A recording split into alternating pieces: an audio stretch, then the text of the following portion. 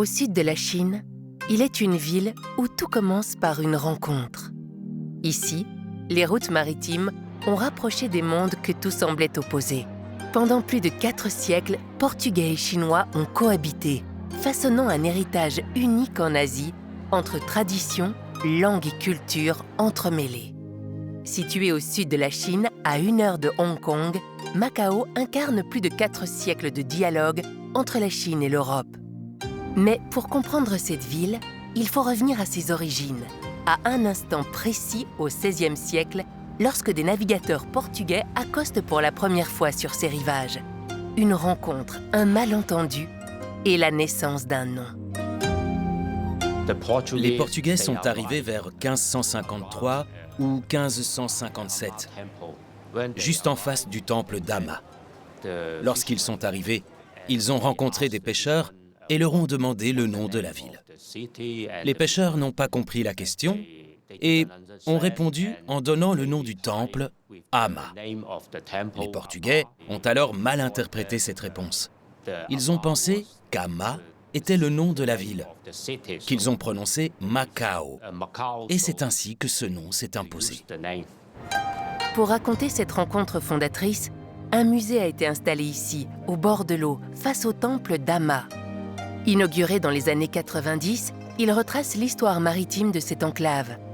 À l'intérieur, les grandes découvertes portugaises occupent une place centrale. Caravelles, maquettes et instruments de navigation illustrent la maîtrise technique et l'audace des navigateurs portugais qui ont ouvert de nouvelles routes vers l'Asie. Un héritage qui révèle l'importance de Macao. Au sommet de la péninsule de Macao, une forteresse domine la ville. Construite au début du XVIIe siècle par les Portugais, la forteresse de Guia permettait de surveiller les côtes et de protéger ce port stratégique. Depuis 2005, le site est inscrit au patrimoine mondial de l'UNESCO, attirant chaque année de nombreux visiteurs. Au cœur de la forteresse, une petite chapelle abrite des fresques uniques, mêlant influences européennes et chinoises. Et juste à côté, un autre repère s'impose dans le paysage, le phare de Guia. Le phare a été construit au XIXe siècle pour faciliter la navigation, à une époque où Macao était un port commercial majeur sur la côte sud de la Chine.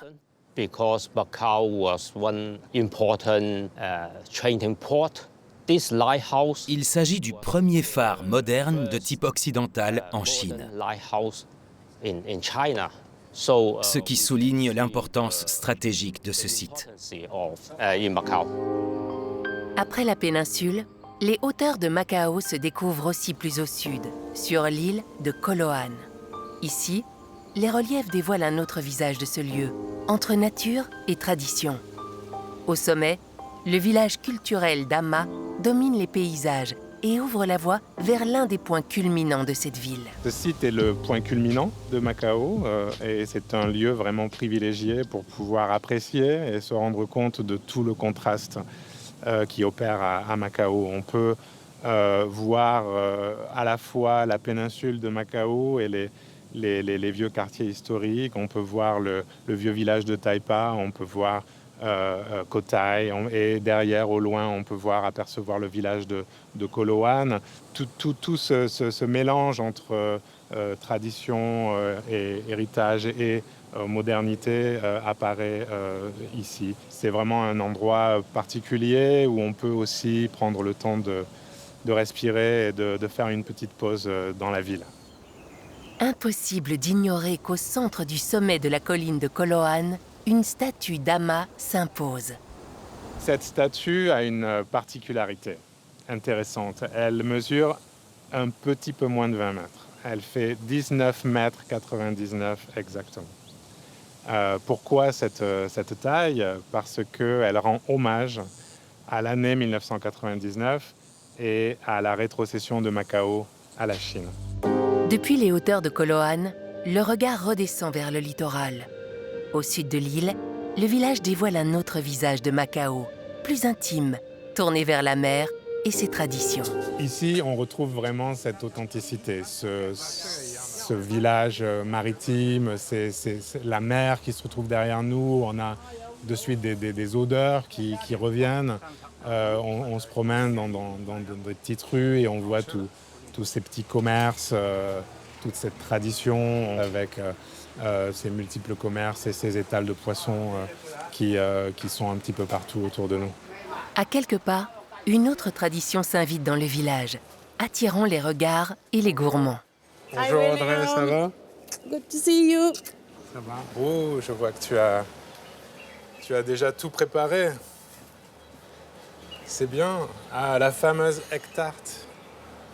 Dis-moi, souvent on compare cette egg tart à la pastel de nata portugaise, mais en fait le goût est un peu différent, unique. Est-ce que tu peux m'expliquer un petit peu la spécificité? Ce n'est pas un pastel de nata portugais, c'est une egg tart de Macao. Mon père y a apporté sa propre touche, inspirée de la tradition anglaise. On est donc plus proche d'un flan anglais que du pastel de nata portugais traditionnel. Il s'est rendu au Portugal à la fin des années 80, où il a découvert le pastel de nata. Il a ensuite voulu recréer cette saveur en l'adaptant dans sa pâtisserie à Macao. L'egg tart s'en distingue par une texture plus proche du flan où le goût de l'œuf est plus présent. Mais la technique, elle, reste la même.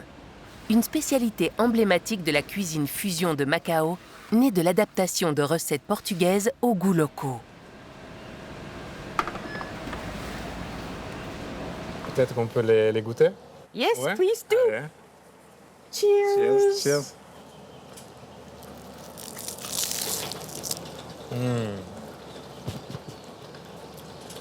So you can see all Comme the vous pouvez le voir, toutes les couches se révèlent dans l'egg tart. perfect Un marriage. mariage parfait. C'est excellent. Merci beaucoup. Avec plaisir. Au cœur de la péninsule de Macao, nous retrouvons le Français le plus célèbre de la ville, Guy Lécois. Né à Marseille, il a grandi en Corse puis s'est installé à Macao il y a plus de 40 ans. Artiste, entrepreneur, bon vivant, passionné d'aviation, son parcours reflète l'énergie et les transformations de cette ville. Aujourd'hui, il nous guide avec son épouse Vicky à travers l'un de ses quartiers les plus authentiques. Ici, c'est un quartier qui s'appelle Sankyo et c'est un quartier tout à fait traditionnel. En 1979, quand je suis arrivé à Macao, on avait exactement les mêmes petites échoppes, le jade pour le porte-bonheur, quelquefois un certain nombre de petits colifichets et babioles dont on ne sait pas vraiment d'où elles viennent, mais c'est Sankyo. En suivant Guy dans les ruelles de Sankyo, un autre rythme s'installe. Ici, la vie de quartier s'organise autour de petites tables où les habitants se retrouvent pour partager un thé et discuter.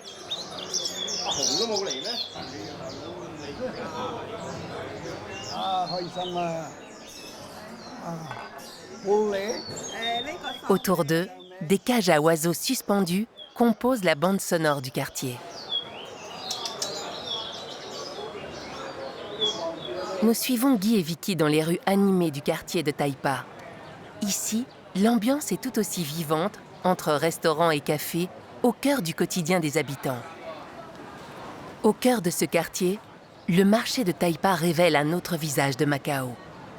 Entre produits locaux, restaurants et l'effervescence des vendeurs.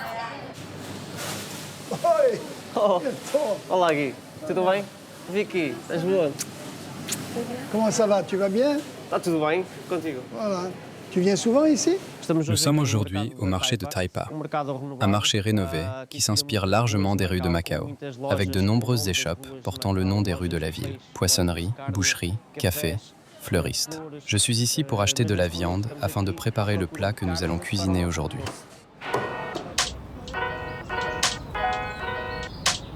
Au cœur de Taipa, un ensemble de bâtiments attire le regard. Les 5 maisons vertes. Construites au début du XXe siècle, ces anciennes résidences de style portugais témoignent de l'héritage colonial de Macao. Aujourd'hui restaurées et transformées en musée, elles forment un paysage emblématique entre architecture, jardin et vue sur Cotai. C'est ici que se trouve Casa Maquista, un restaurant dédié à la cuisine macanaise, reflet d'un subtil mélange entre tradition portugaise et influence asiatique. À l'intérieur, l'atmosphère se fait plus intime. Sur les murs, des photographies anciennes racontent le Macao d'autrefois, entre scènes de vie et souvenirs familiaux. Le chef Pedro et son équipe préparent aujourd'hui un des plats les plus populaires, la capella. La capella est un plat né ici à Macao. C'est donc un plat de fusion. Il est réuni de nombreux ingrédients, comme de la viande de porc, du bœuf, des charcuteries, du fromage, olives ou encore des pignons. On y retrouve des influences portugaises, mais aussi chinoises. Selon la tradition, ce plat serait apparu à l'église, le dimanche, à la fin de la messe. Chacun apportait un plat, et celui-ci n'avait pas encore de nom. On l'a alors appelé capella, en référence à sa forme, qui rappelle la coupole des chapelles. C'est du moins ce que l'on raconte ici, à Macao.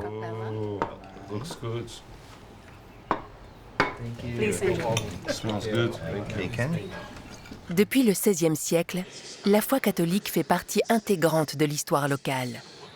Introduite par les Portugais, elle a profondément marqué le développement de cette ville à travers la construction d'églises, de couvents, d'écoles et d'institutions religieuses. Plusieurs de ces églises sont aujourd'hui inscrites au patrimoine mondial de l'UNESCO. De la façade emblématique des ruines de Sao Paulo à la cathédrale de Macao. Cette cathédrale a été construite au XVIIe siècle, vers 1622. Son architecture est d'inspiration portugaise. On reconnaît clairement ce style. Autour de l'église, on trouve le chemin de croix, ainsi qu'un orgue à l'intérieur. La cathédrale représente pleinement le style portugais que l'on retrouve ici, à Macao. Une autre église incontournable est celle de Saint-Laurent. Construite par les Jésuites au milieu du XVIe siècle, elle présente aujourd'hui une apparence datant de 1846 avec une architecture néoclassique enrichie de subtils éléments baroques. Autrefois située en bord de mer, elle accueillait les familles de marins portugais attendant le retour de leurs proches, d'où son surnom, l'église des vents favorables. Les visiteurs sont les bienvenus dans notre église. En franchissant la porte principale, on découvre la façade majestueuse de l'édifice. Elle est entourée d'un très beau jardin, comme c'est souvent le cas pour les églises de Macao, avec des arbres centenaires. Vu l'importance du patrimoine catholique ici, la ville s'est dotée d'un nouveau centre catholique. Un vrai hub pour accueillir des conférences, événements, même un hôtel, et développer le tourisme religieux. Ce centre permet aux pèlerins et aux visiteurs de s'orienter, de savoir où aller et comment découvrir les différents sites. C'est aussi un lieu pour mieux comprendre la richesse de la culture catholique à Macao, avec ses nombreuses églises et lieux emblématiques, comme les ruines de Sao Paulo. Depuis 4 siècles, cette ville fait dialoguer les cultures. Un équilibre entre héritage et modernité, où la rencontre reste au cœur de tout.